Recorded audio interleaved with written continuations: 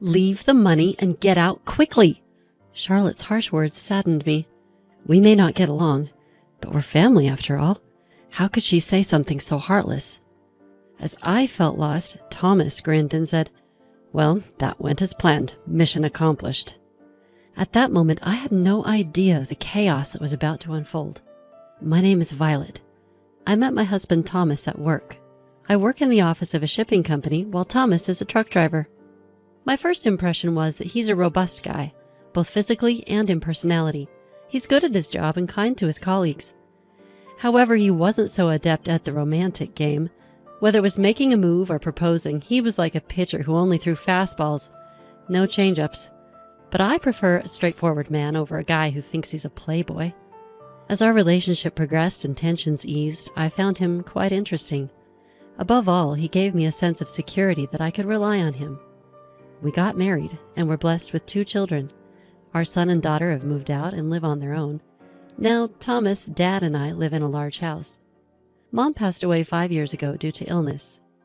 Thomas and I still work together at the same shipping company. Thomas has been promoted to a supervisor and now handles the dispatching. We had a happy marriage, but one worry was my brother Jason. Dad is soft on Jason. Jason has been dreaming of becoming a rock singer since he was a teenager. He's still chasing his dream, pompadour and all, no matter his age. I won't discourage anyone from following their dreams. However, when he runs out of money, he comes to borrow from Dad, and Dad, being soft, lends him the money. Dad, lending money is fine, but has he ever paid you back? Violet, when you lend money, you should do it with the intention of giving. That means you shouldn't expect it back. Remember that. But Jason thinks he'll somehow make it. He's underestimating life's challenges. Isn't that risky? When I was young, I dreamed of becoming a novelist. But Victoria's parents said if I was going to marry her, I needed a stable job, so I gave up my dream and chose to marry. I don't regret getting married, but I do regret giving up my dream. That was the first time I'd ever heard about my dad's younger days. So that's why I want to support Jason's dreams. But it doesn't seem like Jason's putting in much effort. Do you really think he can achieve his dreams while goofing off all day? Mountain climbing isn't just about conquering the peak. Every step you take along the way is part of the story. Well, you sound like a poet. Makes sense since you wanted to be a novelist. Come on, you're making me blush with such direct praise. I'm not praising you. Initially, I was worried that Jason had some dirt on Dad and was blackmailing him, but it turns out Dad also chases dreams, so he probably understands Jason's desire to escape reality. One day, Jason brought a woman home. Let me introduce you. This is Charlotte. From her name, I expected a dainty woman. She was, well, big. Hi, I'm Charlotte. I'm Violet, the sister. Nice to meet you. Charlotte is 5 years younger than me, but much larger in build. Our first impression of her wasn't great. She was curt to both me and Dad, leaving us with the impression that she had poor manners. Eventually, Jason and Charlotte got married, so she became my younger sister-in-law. Neither Jason nor Charlotte held full-time jobs. They were always quitting their part-time jobs in a huff. Charlotte practices jiu-jitsu and has a short temper, often bragging about putting her arrogant bosses or seniors in joint locks. I just hope she never gets arrested for it.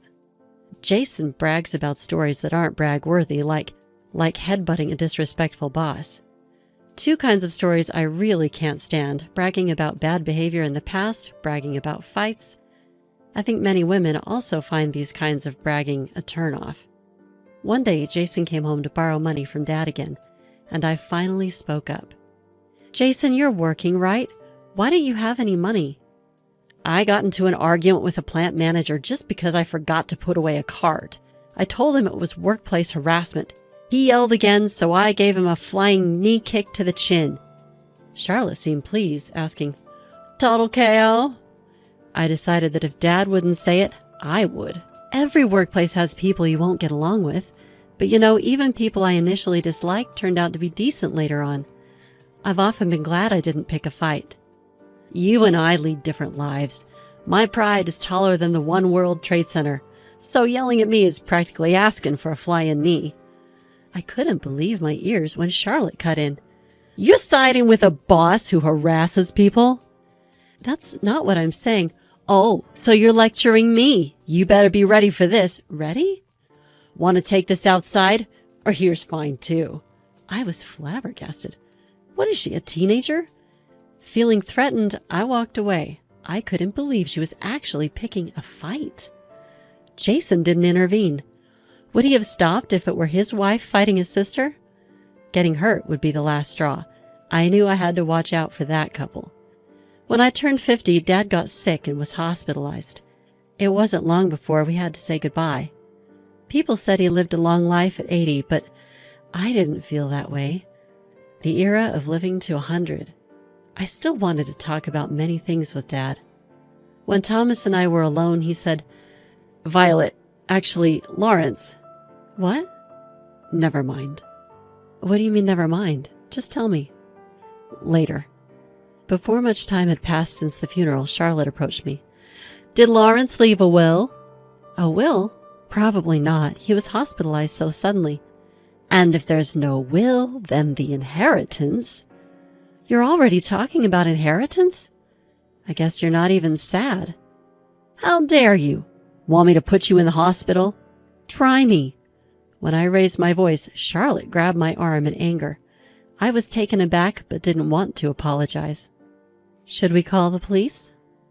"What are you doing?" "You made me sound like a monster for bringing up the inheritance, so I thought I'd teach you a life lesson with an arm lock." "You're the one who's wrong, Violet." "Enough!" "Don't yell.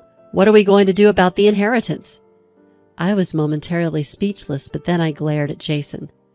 "Jason, aren't you sad that Dad passed away?" "That's irrelevant." "Stop calling me stupid. I don't want to be called stupid by someone as stupid as you." "What did you just say?" The atmosphere was tense until Thomas arrived. "What's going on here?" "Wife, you better tell your husband to raise the kids right." Those words crossed the line. "I'll pass that message right along to Jason." "Good on you. I'm fed up with you, Violet. This makes my decision easier." "Decision?" Jason dropped a bombshell. "I'm the eldest son. That means the house and Dad's inheritance are all mine." "Are you out of your mind?" "I'm perfectly sane," Jason said, stone-faced. Just as we were stunned by his audacity, Thomas spoke up. "Violet, let's try to keep a cool head. We're not making any progress." "Fine." We sat down at the table to hash it out. "The inheritance is all mine and Charlotte's. Violet, I want you to give up your claim." "That's ridiculous." "Our dad isn't rich. If we split it between 2 households, there won't be much left." "There's only 2 of Dad's children, me and Jason, so it should be divided between us." But Jason scowled. "Look, Violet, you and Thomas both have jobs and are doing fine. I'm the one pursuing my dreams, so I'm the one who needs the money." "Why don't you get a job, Jason?" "Let me finish. Living in the house means no rent, and with the inheritance, I can take on the world. Dad was cheering for me, you know. The best way to honor him is to pack Carnegie Hall." "You can't even pack the local park." "What if I do fill Carnegie Hall? Will you put your money where your mouth is?" "What are you talking about?" I seriously considered calling the police. "Thomas, what do you say? Can you give in?" "I cannot." Then Thomas calmly asked Jason, "So, you're asking Violet to relinquish her claim?" "Yes." "And you're okay with that, Jason?" "What are you talking about? Of course it's not okay." At that point, Charlotte glared at me. "Shut up. You've been yapping like a puppy this whole time."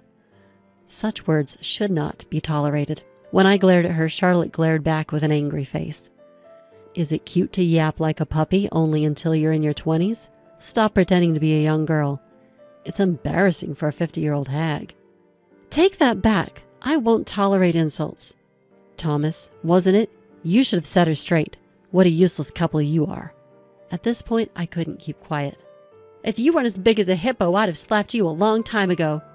For a moment, Charlotte looked dumbfounded, but then turned to Jason. "Did your sister just call me a hippo?" "Violet, apologize while you still can." "I'll apologize when Charlotte does." "Enough, both of you. Violet, calm down." Fine. Let's proceed with the disinheritance, Violet. I looked at Thomas with wide eyes, but something in his gaze told me he had a plan. Why else would he agree to such an unreasonable demand? I had no choice but to trust Thomas. So, Jason, just to confirm, you're fine with Violet being disinherited? I've been saying that. Stop making me repeat myself. It's annoying. What an infuriating couple.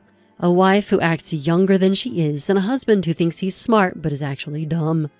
Leave the money and move out already. Charlotte's harsh words saddened me. Aren't we still family, despite our differences? How could she say such merciless things? Why should we be the ones to leave? I couldn't agree to this. We'll find a new place soon, but we have belongings. Please give us a bit more time. If you take too long, I'll throw everything outside. Try it, and I'll call the police. Think I'll be scared if you mention the police? I'm not afraid. Call the Marines if you want to arrest me. Unable to contain my anger, I stepped outside. I wonder if Dad is also at fault. Thomas smiled at my confusion. It worked. Our plan was a success. What? These moments make me thankful for our savings. With savings, you don't need to borrow money. Even with zero debt, there are still substantial monthly expenses: rent, utilities, food, taxes. Taking on more debt would naturally make things tougher.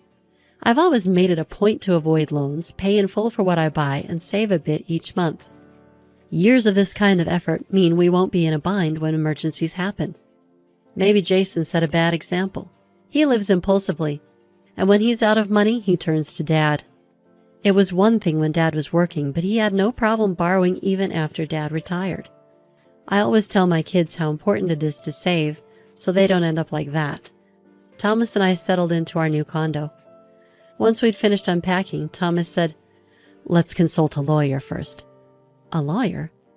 To initiate the renunciation of inheritance. Are we really giving it up? That's when Thomas finally told me what he had almost mentioned before. While playing chess with Lawrence, he quietly mentioned that he lost all his savings and is in debt. What? Because of Jason? Yes. That made them even more unforgivable. Maybe that couple also shortened Dad's life. You're not entirely right, but you're close. Huh? Thomas told me something even more shocking. Charlotte had yelled loudly from behind Dad and pushed him with both hands. It wasn't just a one-time prank, it had happened multiple times. Dad started fearing it was an attempt to induce a heart attack and couldn't say anything when Jason came to borrow money.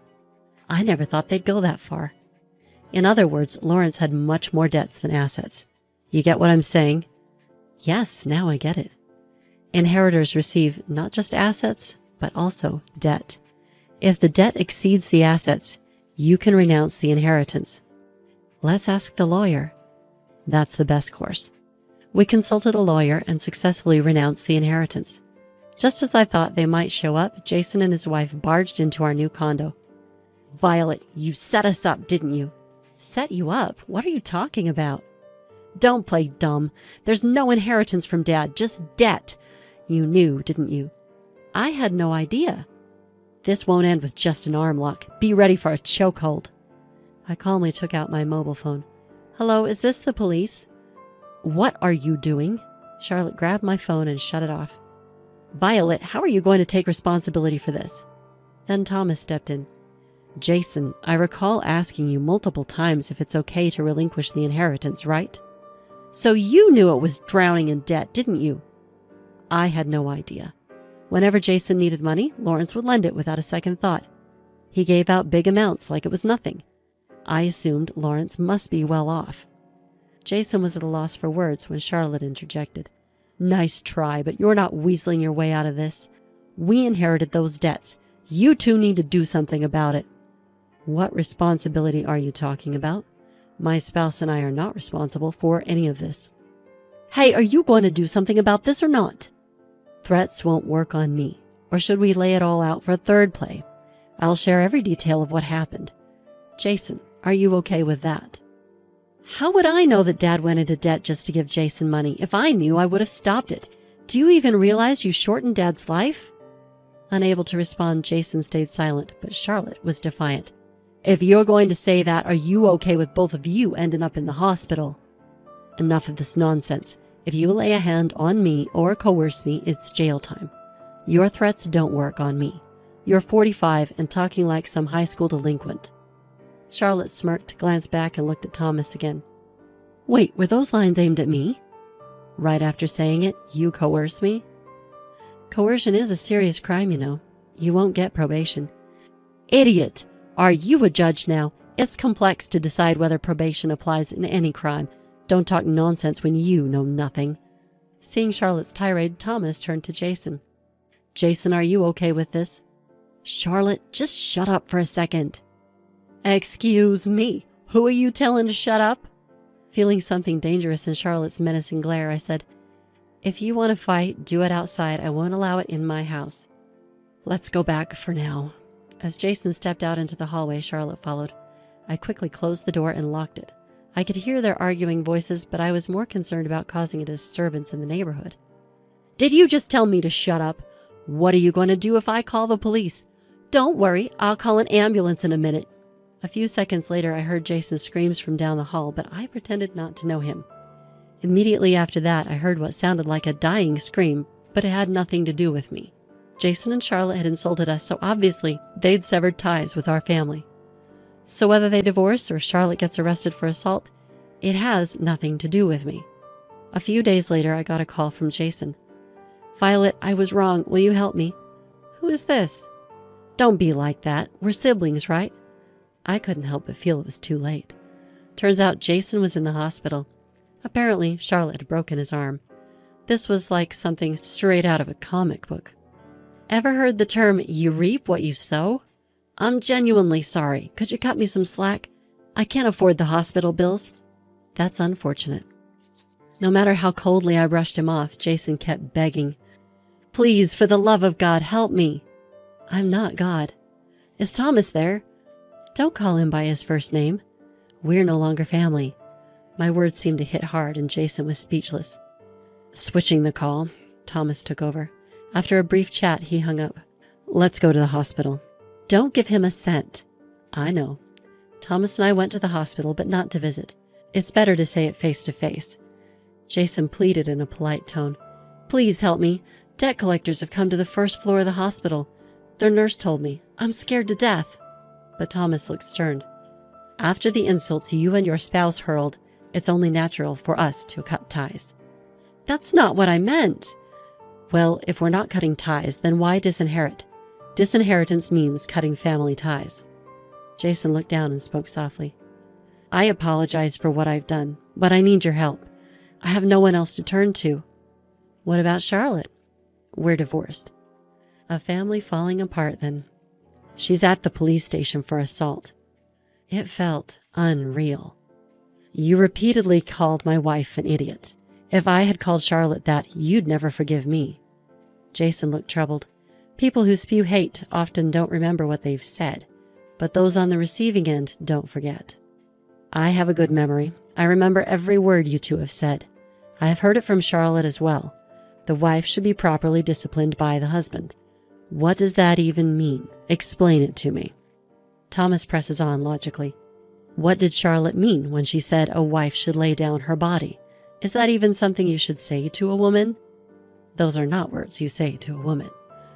Jason seems to have forgotten not just his own comments, but also those made by Charlotte. "Yelling like a little puppy? That's a clear insult. As for my dear wife, you called her a young wannabe or a 50-year-old hag. Don't repeat it." "Sorry." Thomas doesn't let up. "You said it to me as well. When I asked repeatedly if I should disclaim my inheritance, you told me to stop making you repeat yourself because it's annoying. It's too late for any excuses now." Jason lowers his head on the bed, looking like he's about to cry. "I'm really sorry. Can you please find it in your heart to forgive me?" "No way. Charlotte called my wife an old hag, and you insulted me by saying I'm not mentally sharp. By the way, what does not mentally sharp mean? Explain it to me." Thomas glares at the trembling Jason. "Explain it." "What?" Jason shakes and his eyes go wide with a terrified look. "If I weren't in a hospital, I'd be yelling right now. Let's just cut ties off completely. You're the one who said to leave the money and move out quickly." Thomas looks down at the dejected Jason, then turns to me. Shall we go? Yes. After all was said, I thought Thomas might end up offering financial help out of a sense of divine mercy, but he stood his ground. As we left the hospital, a smile crossed my face. I saw your scary side today. There's nothing like that. Be kind to me, okay? Of course. The storm has passed. From now on, I hope for peaceful days, basking in the warmth of spring sunlight.